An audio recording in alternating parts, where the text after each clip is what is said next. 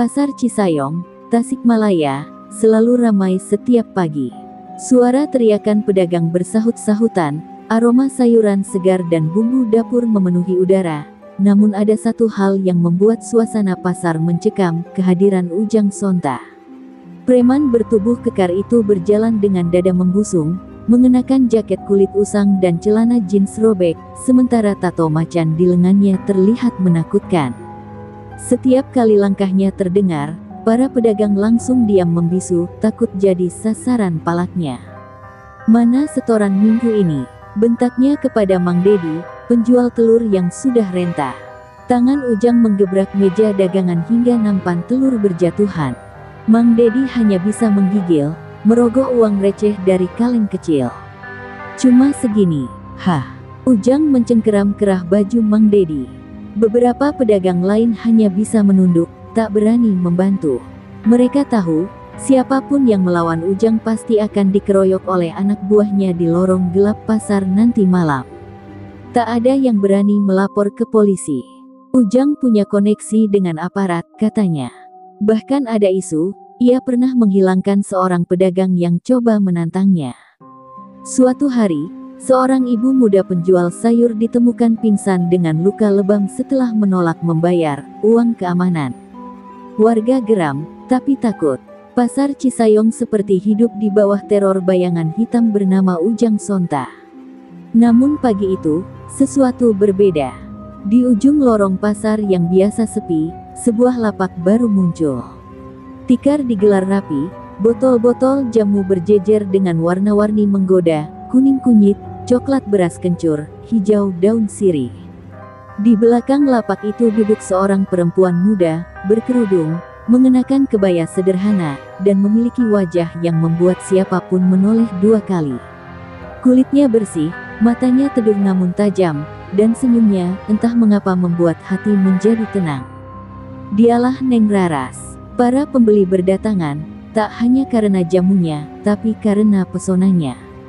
Dalam sehari saja, Raras menjadi buah bibir seisi pasar. Tapi Ujang Sonta memandang lain. Dari kejauhan, ia menyeringai licik. "Cewek cantik kayak gitu jualan jamu di sini. Wah, bisa jadi ladang duit baru," gumamnya sambil menyulut rokok kretek. Di balik tatapannya, ada niat jahat yang mulai tumbuh. Malamnya, Ujang duduk di warung kopi sambil menanyakan asal-usul Raras. Namun tak satu pun warga tahu pasti. Katanya dia tinggal di rumah kosong deket hutan, sama neneknya yang udah sepuh. Tapi aneh, rumah itu dulu angker, gak pernah ada yang berani dekatin, kata seorang pemuda sambil berbisik. Ujang hanya tertawa meremehkan. "Halah, paling dukun jamu biasa. Lihat aja besok gue datengin." Pagi berikutnya, pasar kembali ramai. Ujang melangkah mendekati lapak Raras dengan gaya pongah. Tapi saat mata mereka bertemu, langkah Ujang terhenti. Untuk sesaat, waktu seakan membeku. Pandangan mata Raras begitu dalam, seperti mampu menembus ke dalam jiwanya. Dadanya berdebar tanpa sebab. Ia menggelengkan kepala, mencoba mengusir perasaan ganjil itu, tapi rasa takut yang tak ia pahami mulai menyusup ke relung hati preman yang selama ini tak kenal takut. Dan di saat itu, Neng Raras hanya tersenyum. Senyum lembut, namun di baliknya, tersimpan rahasia gelap yang bahkan Ujang sendiri belum tahu, rahasia tentang kekuatan yang mampu memisahkan raga dan sukma, dan mengembara di dunia yang tak terlihat oleh manusia biasa. Sejak pagi buta, Neng Raras sudah duduk bersimpuh di lapaknya. Tangannya yang lentik cekatan menuang jamu dari botol ke dalam gelas bambu. Pelanggannya beragam, ibu-ibu, bapak petani, bahkan anak muda yang sekadar ingin melihat senyumnya. Raras selalu melayani dengan sabar dan halus. Tapi tak ada yang tahu, malam tadi ia tidak tidur. Ia duduk bersila di dalam kamarnya, membaca doa dalam bahasa Sunda kuno, dan membakar menyan putih. Untuk menenangkan raganya, angin malam berembus aneh di rumah panggung tempat ia tinggal. Raras bukan sekadar penjual jamu biasa. Ia dititipkan kepada Mbah Surti sejak usia 8 tahun, setelah ibunya meninggal karena santet dari orang iri.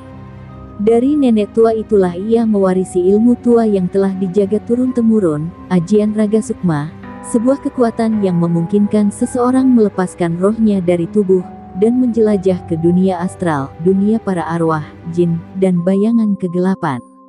Namun ilmu itu bukan tanpa syarat. Harus ada kendali penuh atas emosi dan niat, sebab sekali tersesat, nyawa bisa jadi tumbal. Sementara itu, Ujang Sonta masih diliputi rasa penasaran yang aneh. Ia bukan hanya tergoda rupa Raras, tapi juga merasa seperti ada sesuatu yang menantangnya secara batin. Ia mulai mendatangi lapak Raras setiap hari, berpura-pura membeli jamu. Beras kencur 1, Neng. Tapi yang pakai senyum manis, ya, ujarnya sambil menyeringai. Raras hanya tersenyum lembut, lalu menjawab, kalau senyum bisa menyembuhkan, maka setiap luka akan sembuh dengan niat baik, Kang. Kata-kata itu seperti menamparkan Ujang. Ia, yang biasa kasar, tiba-tiba bingung harus menjawab apa. Ia merasa terintimidasi bukan oleh ancaman, melainkan oleh ketenangan. Ia mencoba mencari tahu lebih banyak tentang Raras, tapi warga hanya bisa memberi jawaban samar. Dia itu aneh tapi baik, Kang Ujang. Neneknya suka bicara sendiri malam-malam, tapi yang sakit dibantu sembuh. Pokoknya jangan macam-macam sama dia, kata seorang pedagang. Suatu malam, Ujang nekat mengikuti Raras dari jauh, berharap melihat kelemahannya. Namun yang ia lihat justru membuat bulu kuduknya berdiri. Dari balik semak dekat rumah panggung itu, ia menyaksikan sendiri bagaimana tubuh Raras terdiam bersila, sementara sosok lain, serupa dirinya, tapi berpendar cahaya redup keluar dari tubuhnya dan melayang ke udara. Ia tak bisa berkata-kata. Nafasnya memburu, lututnya goyah. Ia merasa seperti melihat sesuatu yang seharusnya tidak boleh dilihat manusia biasa. Tiba-tiba, angin berputar di sekitarnya. Daun-daun beterbangan, dan ada suara bisikan yang menggema di telinganya. Yang bukan penjaga gerbang, jangan melangkah terlalu jauh. Ujang terpeleset dan jatuh membentur batu. Dalam sekejap, semuanya gelap.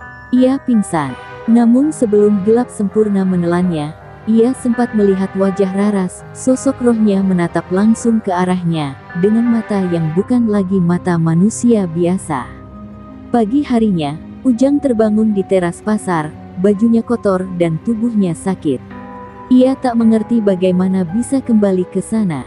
Namun sejak saat itu, setiap malam ia dihantui mimpi buruk, bayangan hitam, suara gaib, dan jeritan dari balik dinding dunia.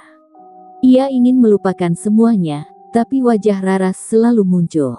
Dan semakin ia mencoba menjauh, semakin kuat tarikan gaib yang menyeretnya kembali.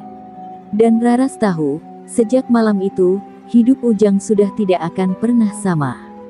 Ia telah menyentuh sisi dunia yang tersembunyi, dan sekali pintu itu terbuka, tak akan pernah bisa ditutup kembali. Sejak malam ia melihat roh Raras melayang keluar dari tubuhnya, Ujang Sonta tak pernah lagi tidur nyenyak.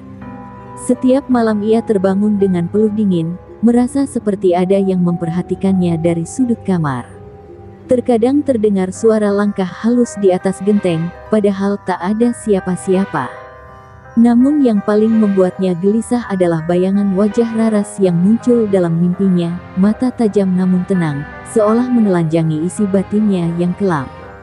Ujang, si preman keras kepala itu, mendadak berubah. Ia mulai jarang nongkrong di warung kopi, jarang memalak pedagang. Anak buahnya kebingungan. Kang Ujang sakit apa? Biasanya juga udah marah-marah dari subuh, bisik salah satu anak buahnya.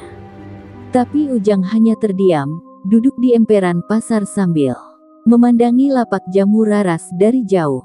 Ada ketakutan dalam hatinya, namun juga ketertarikan yang ia sendiri tak bisa jelaskan. Suatu hari, Raras datang menghampirinya. Ia membawa segelas jamu berwarna merah kecoklatan. Ini jamu untuk orang yang pikirannya tidak tenang, katanya sambil menyodorkan gelas itu. Ujang menerimanya dengan tangan gemetar.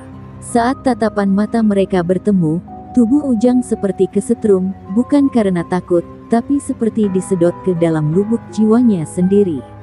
Ia melihat bayangan dirinya sedang menangis, bersujud di makam ibunya, lalu berubah menjadi anak kecil yang ketakutan dalam kegelapan. Jantungnya berdegup kencang. "Apa yang kau lakukan padaku?" tanyanya lirih. Raras hanya menatap dalam, lalu berkata pelan, "Kau sedang melihat dirimu sendiri, Kang. Bukan aku yang menakutkan, tapi apa yang kau sembunyikan selama ini." Ujang memalingkan wajah, malu. Sudah lama ia tak pernah merasa sekecil ini. Ia merasa seperti telanjang di hadapan Raras. Ada rasa ingin lari, tapi kaki seolah berat meninggalkan tempat itu. Raras tidak mengancam, tidak marah. Justru kelembutan itulah yang menyakitkan, karena ia tahu, ia tak pantas mendapatkannya. Malamnya, mimpi Ujang makin menjadi. Ia merasa tubuhnya ringan, seperti melayang di atas pasar. Ia melihat para pedagang dari atas, lalu melihat dirinya sendiri sedang duduk bersandar di tembok, matanya kosong. Tiba-tiba, muncul sosok bayangan hitam besar yang menghampiri tubuhnya. Suara tawa menyeramkan bergema, dan roh Ujang merasa tertarik ke dalam pusaran gelap. Ia menjerit, namun tak ada suara yang keluar. Ia terbangun dengan napas memburu dan tubuh basah kuyup oleh keringat. Di cermin, ia melihat bayangannya sedikit berbeda, seolah matanya lebih cekung, dan kulitnya lebih pucat. Ia mulai curiga bahwa sejak malam itu, sesuatu telah berubah dalam dirinya. Ia mencoba menghindari Raras, tapi tiap kali ia melangkah menjauh, dunia terasa lebih gelap, lebih dingin, lebih tak wajar. Sementara itu, Raras diam-diam memantau dari kejauhan. Ia tahu roh Ujang telah membuka celah ke alam raga sukma tanpa perlindungan. Itu berbahaya. Makhluk-makhluk yang haus sukma bisa menyesatkan jiwa manusia biasa dan menggunakannya sebagai wadah. Ia tahu waktunya tak banyak. Jika Ujang tak segera diselamatkan, raganya bisa menjadi rumah bagi kekuatan hitam yang tak akan mudah diusir. Dan saat angin malam kembali berembus membawa bau menyan, Raras pun bersiap. Ia tahu, pertarungan yang sesungguhnya akan segera dimulai. Bukan hanya untuk menyelamatkan Ujang, tapi untuk menjaga agar batas antara dunia nyata dan gaib tidak runtuh karena kesalahan satu manusia yang terlalu dalam mencampuri rahasia dunia para sukma. Malam itu, langit Tasikmalaya diselimuti kabut tipis. Raras duduk bersila di bilik bambunya yang diterangi cahaya pelita. Di depannya, Mbah Surti, wanita renta berambut putih panjang dan sorot mata tajam, menyiapkan sesajen, bunga 7 rupa, kendi air sumur malam, dan sehelai kain putih bertuliskan aksara kuno. "Waktunya hampir tiba, Neng. Sukma si preman itu sudah retak. Kalau terus dibiarkan, akan jadi celah bagi makhluk gaib yang kelaparan," ucap Mbah Surti lirih, suaranya serak namun tegas. Raras mengangguk. Sejak kecil, ia telah ditanamkan ajaran leluhurnya bahwa ilmu raga sukma bukan untuk pamer, apalagi balas dendam. Ilmu itu hanya boleh digunakan saat dunia nyata bersentuhan dengan dunia tak kasat mata. Dan sekarang, Ujang Sonta, preman kasar yang dulu tak segan menghajar orang tua demi recehan, justru menjadi jembatan bagi kegelapan masuk ke dunia manusia. Hatinya ragu, haruskah ia menyelamatkan seseorang yang dulu sering menindas orang lemah? Namun bayangan masa kecilnya kembali muncul. Saat ibunya sendiri meregang nyawa karena serangan santet, tak ada yang menolong. Semua diam, semua takut. Sejak itu Raras bersumpah, tak akan membiarkan orang lain tersesat sendirian dalam kegelapan. Ia menutup mata, menenangkan napas, dan mulai membacakan mantra. Di antara bisikan angin malam, roh Raras kembali keluar dari tubuhnya, melayang dalam bentuk cahaya putih kehijauan, melintasi pohon-pohon tua menuju satu tempat, Pasar Cisayong. Sementara itu, di sebuah gang sempit dekat pasar, Ujang Sonta berteriak-teriak seperti orang kerasukan. Tubuhnya menggigil, matanya memerah, dan suara yang keluar dari mulutnya bukan lagi suaranya sendiri. "Aku sudah di sini," teriaknya sambil menendang gerobak dan meludahi tanah. Orang-orang yang melihat hanya bisa bersembunyi di balik pintu rumah, tak ada yang berani mendekat. Tubuh Ujang mulai mengejang, dan dari punggungnya muncul bayangan hitam menyerupai kelelawar besar. Roh Raras tiba di sana tepat waktu. Ia melayang tenang di udara, lalu menukik turun hingga berhadapan dengan makhluk gaib yang sudah setengah masuk ke tubuh Ujang. Keluar dari raganya, seru Raras dengan suara yang menggema hingga terdengar oleh makhluk-makhluk gaib di seantero lembah. Bayangan itu tertawa, manusia bodoh ini sendiri yang membuka pintu. Sukmanya lemah, aku hanya menumpang, jawab makhluk itu sambil merentangkan sayapnya yang menghitam. Pertarungan gaib pun terjadi. Raras memancarkan cahaya dari tubuh astralnya, memutar dengan gerakan halus seperti tarian, tapi mengandung energi yang menusuk. Mantra-mantra keluar dari lisannya dalam bahasa Sunda halus kuno, menghantam bayangan itu hingga menggeliat kesakitan. Namun makhluk itu kuat, ia berasal dari dimensi lain yang sudah lama terkunci, dan kini mencoba kembali lewat tubuh manusia yang rusak jiwanya. Suara jeritan Ujang dan makhluk itu bersatu membelah malam. Setelah pertarungan panjang, akhirnya roh Raras berhasil memisahkan entitas gelap itu dari tubuh Ujang. Makhluk itu menghilang dengan teriakan panjang, disegel kembali ke dimensi asalnya oleh mantra penutup yang hanya bisa dibaca oleh pewaris ilmu raga sukma. Tubuh Ujang terkapar, pingsan.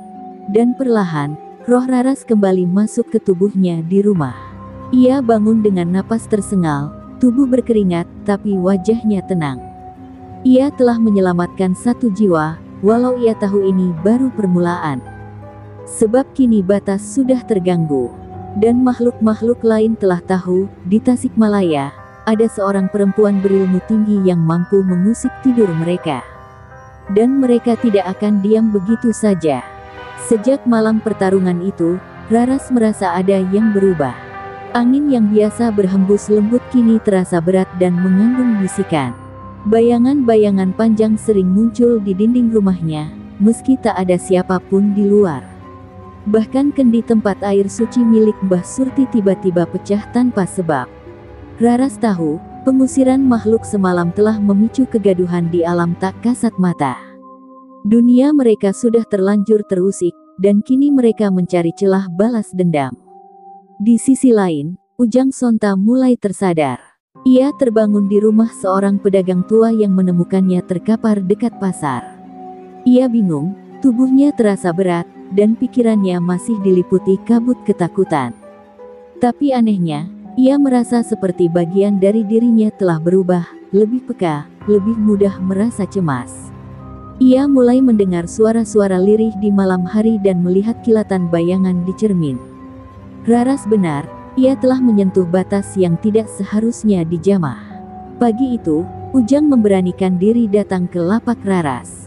Ia tak bicara apapun, hanya menunduk dan duduk di dekat ember jamu. Aku tak tahu harus berterima kasih bagaimana, gumamnya lirih. Raras hanya menatapnya, lembut tapi tegas. Kau harus mulai membersihkan batinmu, Kang. Batas dunia kita dan mereka kini sudah retak. Kalau jiwamu tetap keruh, kau bisa jadi jalan masuk mereka lagi. Ujang mengangguk pelan. Untuk pertama kalinya, ia menerima nasihat tanpa bantahan. Malamnya, Tasikmalaya kembali digegerkan. Seorang dukun pijat di kampung Cikurubuk ditemukan tak sadarkan diri, matanya terbuka lebar seolah melihat sesuatu yang mengerikan. Di tubuhnya tertulis aksara aneh yang menyala dalam gelap. Warga panik, mereka percaya ini bukan penyakit biasa, melainkan pertanda gaib. Beberapa sesepuh mulai bicara, ini ulah bangsa lembut. Mereka murka karena batas dunia mereka diganggu. Raras segera datang ke lokasi dan memeriksa tubuh dukun tersebut. Aksara itu bukan sembarang tulisan, melainkan tulisan pamali, simbol dari alam jin yang menandakan wilayah telah dilanggar oleh manusia berilmu. Ini bukan peringatan untuk korban, kata Raras pada warga, tapi pesan untukku. Ujang yang ikut menyaksikan merasa dadanya makin sesak. Semua ini karena dirinya. Kalau saja ia tak ikut campur, mungkin makhluk-makhluk itu tak akan menyerang. Saat malam semakin larut, seekor burung hantu hitam hinggap di atap rumah Raras, menatap lurus ke dalam kamar. Matanya merah menyala, dan dari paruhnya keluar suara, bukan suara burung, tapi gumaman menyerupai bahasa manusia. Warisanmu akan kami rebut. Kami tak akan kalah oleh perempuan setengah manusia." Mbah Surti yang mendengarnya langsung bersila, membakar menyan hitam, dan membentengi rumah dengan doa-doa tua. Raras memejamkan mata dan menarik napas panjang. Ia tahu, ini bukan lagi tentang Ujang atau sekadar pertarungan satu malam. Ini tentang menjaga warisan leluhur dan menjaga batas antara dua dunia. Ia tak bisa sendiri. Ia harus memperkuat ilmunya, dan lebih dari itu, ia harus membuat Ujang memilih, tetap menjadi beban dunia, atau menjadi penjaga yang sadar diri. Dan di langit malam, rembulan tampak samar, seolah tahu bahwa pertempuran yang akan datang bukan hanya soal kekuatan, tapi soal keberanian menghadapi sisi gelap diri sendiri. Ujang terbangun di tengah malam dengan tubuh gemetar. Nafasnya terengah, seolah baru saja berlari jauh dari sesuatu yang mengerikan. Dalam mimpinya, ia berada di sebuah hutan lebat yang diselimuti kabut, dipenuhi bisikan yang memanggil namanya dengan nada parau dan menyayat. Suara itu bukan milik manusia, melainkan suara para makhluk yang pernah mencoba merasuki raganya, dan kini mereka meminta balasan. "Kau sudah kami sentuh, kau milik kami," demikian suara itu berulang kali menggema. Raras yang tengah bertapa di dalam kamar, tiba-tiba membuka mata lebar-lebar. Hatinya berdebar. Ia tahu Ujang telah diseret lagi ke ambang batas. Tanpa pikir panjang, ia segera membawa kendi air doa dan melangkah ke rumah Ujang. Di depan rumah, seekor ular besar melintang di teras, matanya merah dan lidahnya menjulur tajam. Tanpa gentar, Raras membaca doa dari warisan kakek buyutnya dan menaburkan garam kembang 7 rupa.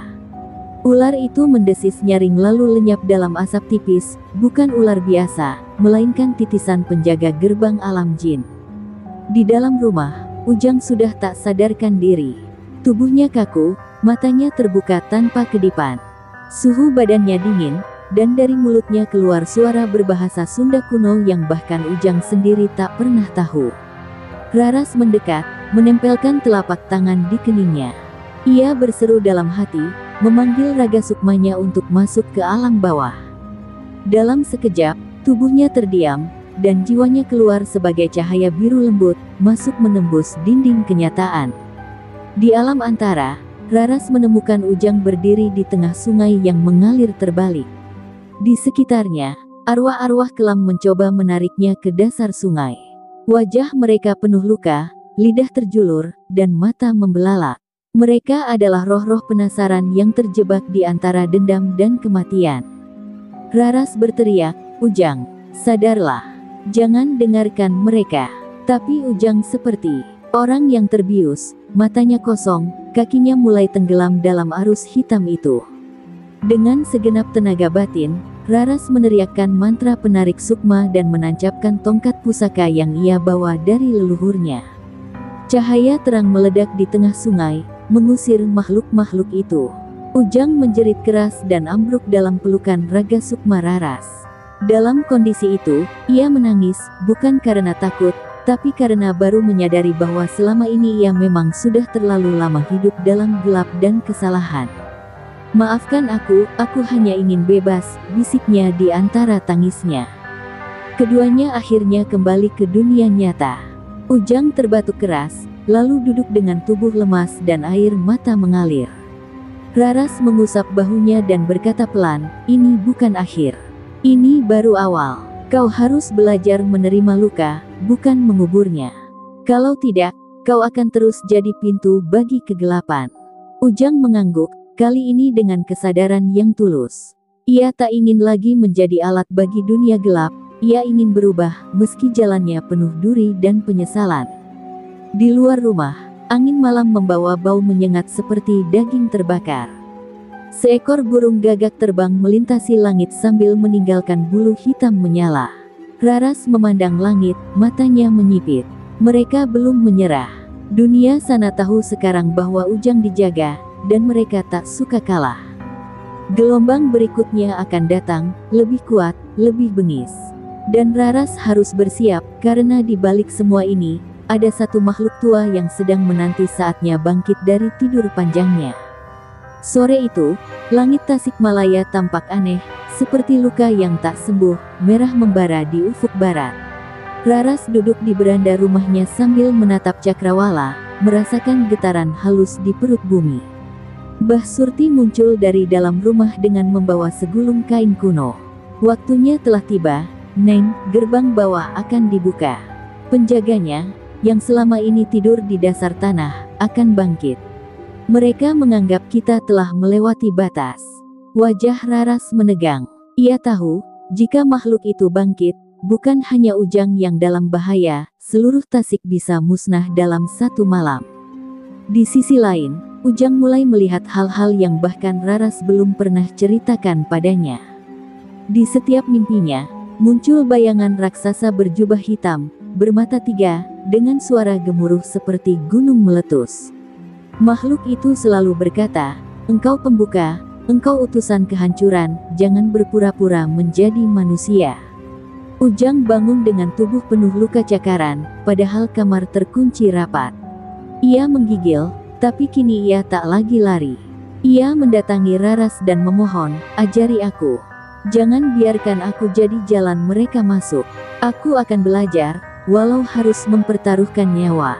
Malam itu, Mbah Surti memimpin sebuah ritual kuno di kaki Gunung Galunggung. Hanya sedikit orang yang tahu bahwa gunung itu bukan sekadar perut bumi, melainkan juga pusering jagat, pusat getaran antara dunia manusia dan dunia jin. Raras, Ujang, dan beberapa penjaga warisan leluhur lainnya membentuk lingkaran. Mantra-mantra dibaca, hingga tanah mulai bergetar. Asap hitam muncul dari celah tanah, dan dari situ, terdengar suara berat seperti nafas makhluk purba. Dari dalam retakan tanah, muncul sosok besar berkepala kambing bertanduk melingkar, bermata merah menyala dan bertubuh seperti arca batu yang hidup. Itulah Bayanggara, makhluk penjaga gerbang dimensi yang telah tertidur selama lebih dari 3 abad. Ia menggeram, dan suara itu membuat semua yang hadir gemetar ketakutan. "Siapa yang telah membangunkanku? Siapa yang telah melewati gerbang yang terlarang?" teriaknya. Suaranya membuat daun-daun gugur seperti disapu badai. Raras berdiri di hadapan Bayanggara. Meski tubuhnya gemetar, sorot matanya tak mundur. "Aku, cucu dari Sengkala Diraja, yang hanya ingin menyelamatkan dunia manusia dari kebusukan, jiwa dan kehancuran dimensi. Bukan aku yang membuka gerbang, tapi manusia yang kehilangan arah. Berilah kami satu kesempatan menebus semua ini." Bayanggara menatapnya dalam, lalu beralih pada Ujang. "Kau, benih kegelapan itu, apa kau siap menanggung segala hukuman karena telah membuka celah dunia kami?" Ujang menunduk. "Ya, aku siap. Tapi beri aku waktu. Aku ingin menutup gerbang itu dengan tanganku sendiri. Biarkan aku melunasi semua dosa yang kulakukan." Bayanggara tertawa keras, suara tertawanya membuat tanah kembali retak. "Kalau begitu, kalian punya waktu hingga malam purnama. Jika gagal, aku akan bangkit sepenuhnya. Dan tak hanya satu kampung, seluruh negeri ini akan tenggelam dalam kelam abadi." Setelah Bayanggara perlahan kembali ke dalam bumi, ritual ditutup. Tapi langit belum juga cerah. Warga sekitar merasakan hawa panas tak biasa, dan hewan-hewan hutan mulai turun ke kampung. Alam mulai gelisah. Raras memeluk Ujang yang tubuhnya hampir roboh karena lelah. "Kita tak bisa berhenti sekarang. Kau harus kuat, karena di malam purnama nanti, bukan hanya Bayanggara yang akan datang, tapi juga arwah-arwah masa lalu yang ingin menuntut balas padamu." Dan malam purnama semakin dekat. Suasana di Tasikmalaya tak lagi tenang. Burung-burung terbang berputar tanpa arah, dan suara-suara tangisan anak kecil mulai terdengar dari sumur tua. Alam seolah bicara, bahwa waktunya hampir habis. Malam purnama akhirnya tiba. Bulan menggantung sempurna di langit Tasikmalaya, cahayanya menyinari bumi seperti mata dewa yang mengawasi pertarungan antara terang dan gelap. Udara terasa berat, dan desa-desa di kaki Gunung Galunggung seolah menahan napas. Raras berdiri di tengah lingkaran pelindung, tubuhnya berbalut selendang warisan leluhur yang hanya dipakai saat gerbang ketujuh terbuka. Di sebelahnya, Ujang telah mengenakan kalung jimat dari Mbah Surti, bukan untuk perlindungan, tapi sebagai alat penebusan. Suara gamelan gaib terdengar samar dari hutan. Bukan berasal dari manusia, tapi dari para penunggu dimensi lain yang mulai bergerak. Dari arah barat, kabut hitam perlahan menyelimuti pepohonan. Sosok-sosok hitam bermata merah muncul satu persatu. Mereka adalah arwah-arwah tersesat, korban-korban dendam lama yang ingin membalas dendam pada dunia manusia. Di tengah mereka, sosok Bayanggara perlahan muncul, kini lebih tinggi, dengan tubuh berlapis batu dan lidah menjulur seperti api membara. Raras melangkah maju. Dari tangannya, keluarlah sinar putih yang mengalir seperti air. Ia membentuk perisai pelindung bagi warga yang bersembunyi di balik batu dan pepohonan. Kau sudah menuntut jawaban, Bayanggara, teriak Raras, dan kini kami datang untuk menutup gerbang. Bayanggara tertawa, tapi kali ini tawanya lebih pelan, lebih menusuk. Tutup, tidak ada gerbang yang bisa ditutup tanpa korban jiwa. Ujang maju dengan langkah gontai. Tangannya gemetar, tapi matanya sudah tak lagi dipenuhi ketakutan. Ia menatap Bayanggara lurus-lurus, lalu menancapkan tongkat warisan yang diberi Mbah Surti ke tanah. Tanah bergetar hebat. Dari sana keluar cahaya merah dan hitam bersatu, pertanda pintu gerbang akan mulai menutup. Tapi di saat yang sama, para makhluk gaib menyerbu, menerobos dinding pelindung Raras. Suara jeritan, derap langkah, dan teriakan mantra menyatu dalam kekacauan malam itu. Salah satu makhluk bayangan berhasil menerobos dan menyerang Ujang. Tapi alih-alih menghindar, Ujang memeluk makhluk itu erat, membiarkannya menyatu, menyerap ke dalam tubuhnya. Jeritan batin terdengar keras, tapi Ujang terus berdiri. Ia tahu, untuk menutup gerbang itu sepenuhnya, ia harus menjadi pengunci. Tubuhnya mulai menghitam, tapi Raras segera menghampirinya dan menyalurkan tenaga raga sukma terakhir. Kau tak sendiri, Kang, aku di sini, bisiknya lirih. Dengan segenap tenaga, Ujang meneriakkan mantra pamungkas yang diajarkan Raras, mantra pengorbanan diri yang hanya bisa diucapkan oleh seseorang yang benar-benar menyesal. Tanah terbuka lebar, dan cahaya dari dalamnya menyedot semua makhluk gaib kembali ke dimensi mereka. Bayanggara meraung, tubuhnya terpecah menjadi ribuan kepingan batu sebelum akhirnya lenyap dalam ledakan cahaya. Gerbang tertutup, dan suasana menjadi senyap. Ketika pagi tiba, warga menemukan Ujang tergeletak di tengah lingkaran pelindung. Tubuhnya tak bergerak, tapi wajahnya damai, seolah tidur panjang setelah menunaikan tugasnya. Raras memegang tangannya, meneteskan air mata. Ia tahu, Ujang telah menebus semua dosanya, bukan hanya untuk dirinya sendiri, tapi untuk seluruh Tasikmalaya. Ia bukan lagi preman, ia telah menjadi penjaga batas dua dunia. Dan sejak hari itu, penjual jamu bernama Raras dikenal bukan hanya sebagai tabib cantik, tapi sebagai sang pelindung gerbang. Sedang nama Ujang hidup dalam bisik warga, bukan sebagai sosok menakutkan, tapi sebagai pahlawan yang pernah melawan kegelapan dengan tubuh dan jiwa yang telah ia bersihkan sepenuh hati.